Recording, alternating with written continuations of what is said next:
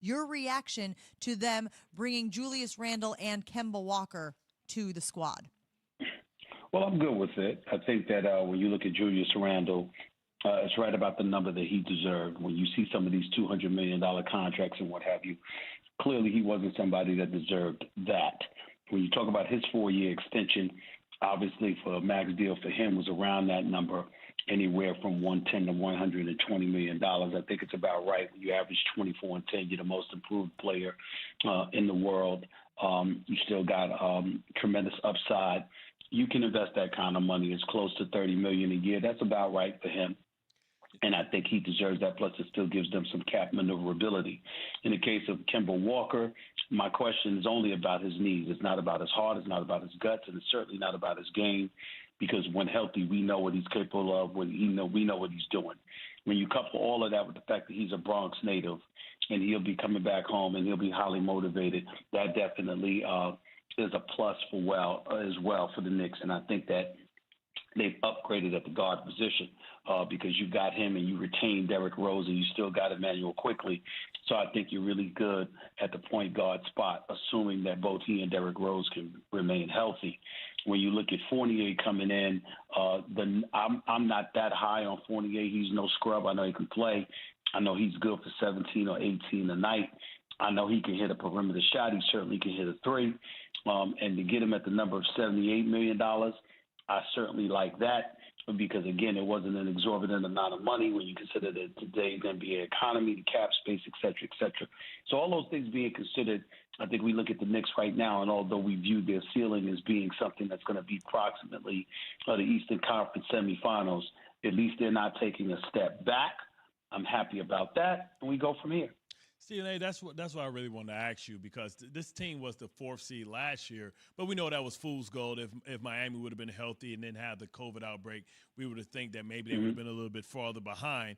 Where would you put the Knicks before the Kemba deal, and where would you put them after in the Eastern Conference, packing order?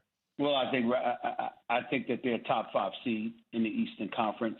I think without Kemba, you're talking a 6th or 7th seed. I think with him, you're talking a top 5 seed. Now, obviously, you've got Brooklyn and Milwaukee, Philadelphia. You've got Miami and Atlanta to consider. I think the New York Knicks have an opportunity to squeeze in between Miami and Atlanta during an 82-game regular season. The way that Thibodeau has those dudes playing defense night in and night out, I definitely think that they can end up finishing as a top 5 seed in the Eastern Conference. That's how I view them right now, and I'm good with that. Stephen A. Smith joining us on the Goodyear Hotline. I noticed that you didn't mention Chicago, who obviously made a lot of moves over the last week or so. They last made the playoffs, I think, 2017, I want to say, so trying to end that drought. Do you like the moves that the Bulls made, or do you think they didn't do enough to put them clearly in the top 5 that you just listed? I don't think they did enough. I like the fact that Lonzo Ball is a point guard. Listen, he can play. He's not a scrub, but I've never been exceptionally high on him because of his lack of assertiveness. I know that he can defend. I know that he can play the point guard spot. I know that he can clearly pass, but he's not his brother. His brother is a guy in LaMelo Ball that's the reigning Rookie of the Year, that's a special talent, that's very, very aggressive and very assertive. I once had an executive told me he can't really shoot that well, but he doesn't know it, and you can't tell him that, because he's putting that damn ball up. That's LaMelo's attitude. Whereas Lonzo came into the league looking as if he was perfectly content to dribble the ball past half court and then pass and go hide in a corner.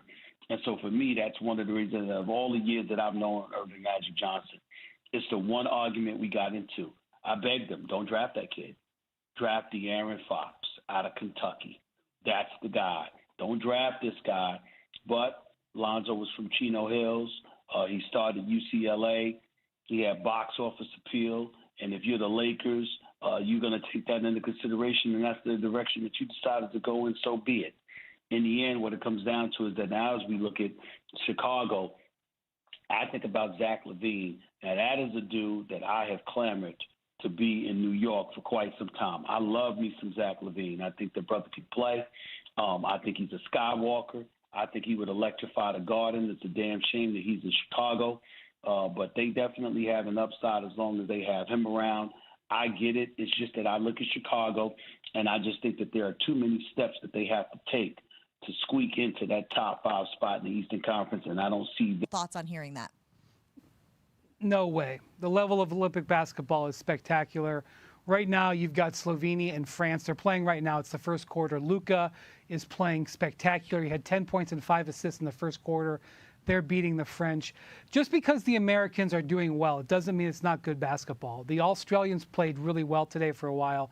Kevin Durant was just better. And, if you don't want to see a guy like Kevin Durant play in the Olympics, I don't know what to say to you. You want the highest level of basketball. You want the countries, sending their best, representing their best. You don't want to go backwards. I think it would be a terrible mistake. And quite frankly, college players are playing 1 year in college. So what's a college player? A college player is what? You happen to get him in that 1 year. So what? If you're not 19 years old in an Olympic year, you can't play in the Olympics. Quite frankly, it's a ridiculous premise. We've already talked about it too much. That's what I'm talking about. I couldn't have said it better myself, Wendy. But who would you rather see in the gold medal games? Would you rather see the rematch, or would you rather see Luka versus this USA team? Man, listen, guys, if you watching the Slovenians play, it's kind of crazy because everybody's double teaming Luka, right? He scored 48 points in his first Olympic game a couple of weeks ago. So everybody's like, look, I'm not letting this dude put up 50 on us. We're going to shut him down. Well, every time you throw a double team, he's got a countermeasure. If you come from the right, he knows where to go to the left. If you come from behind him, he knows to go right. He knows where to throw a bounce pass. He knows where to throw a lob. He knows who's open at the three-point line. He knows who's open at the mid-range. I mean, he is like a surgeon out there. And the French, who are a really good team, are having difficulty handling it. He's eating them alive right now. Now, it's only the first quarter. He's eating them alive. And I'm just going to say this. Luka is 17-0 playing for Slovenia. And, okay, this is their first Olympics, but a couple years ago when he was like 17, they won the Euro Championships, which is the hardest tournament outside the Olympics really to win. It's an absolute meat grinder. I would even say it's harder to win than the World Championships because there's no easy games. So playing 17-0 Luka, which is 18-0, I guess he would be if they win, I mean, that would be incredible. Brian Windhorst joining us on the Goodyear Hotline. He, of course, is our ESPN NBA insider. If you're wondering what that game looks like right now, Slovenia and France are currently tied in the other semifinal. The winner of that game will take on the USA squad in the gold medal match. All right, let's go back stateside, Brian, because obviously a flurry of free agency moves over the last few days, and we're really interested in the battle in the East. The Heat have bolstered their roster in a very short time. Where do you think they rank now amongst the teams in the East? Yeah, I mean, I think they're obviously right there. I mean, it's hard to look at Milwaukee and Brooklyn and say that the Heat are neck and neck with them. They've made some really good moves, and they're going to be rugged defensively. I mean, we're in an era right now on offense where it's just total gas. I mean, if you look at what the Bulls are doing, the Bulls have assembled a team that is basically all offense. I mean, Lonzo Ball defends a little bit, but that is a straight offensive team. And then you look at the Heat, and you look at P.J. Tucker and Jimmy Butler and Kyle Lowry. These are guys who are going to knock you around and bruise you on defense. So they're going a different direction. But I will say that I think a key for the Heat is Tyler Hero. Tyler Hero had a spectacular rookie season, was awesome for them in the bubble. They made the finals. Last year he had a sophomore slump.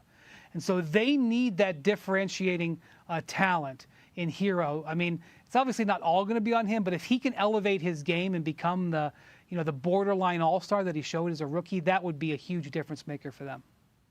Now, yesterday LeBron was in his feelings again. He was talking about all the dollars and talking about keeping that same energy, but then he took it down. What do you think are any other concerns about the age of the roster? Are they warranted, or are they just hot gas? I'm not worried about the age of the roster. I mean, some of these guys actually fit pretty well. And by the way, they signed 3 guys in their 20s. So, I mean, I know they're old, but they do have some young guys. I'm concerned about their defense because the thing about it is, as much as we talk about Anthony Davis and LeBron, and obviously those guys are the drivers, but the Lakers have been a great defensive team. They were a great defensive team when they won the title. They were a great defensive team last year when they were a high seed before LeBron and AD got hurt. And they've basically flushed that roster. And most of the guys they've brought in are not known for their defense. Certainly Russell Westbrook is not. Certainly Carmelo Anthony is not. And so this is really going to be on, AD and LeBron to defend their positions well, because they're going to have to play bigger with the way this team is designed, and it's on Frank Vogel. It's a lot of pressure to see if his defensive system can hold up with less talented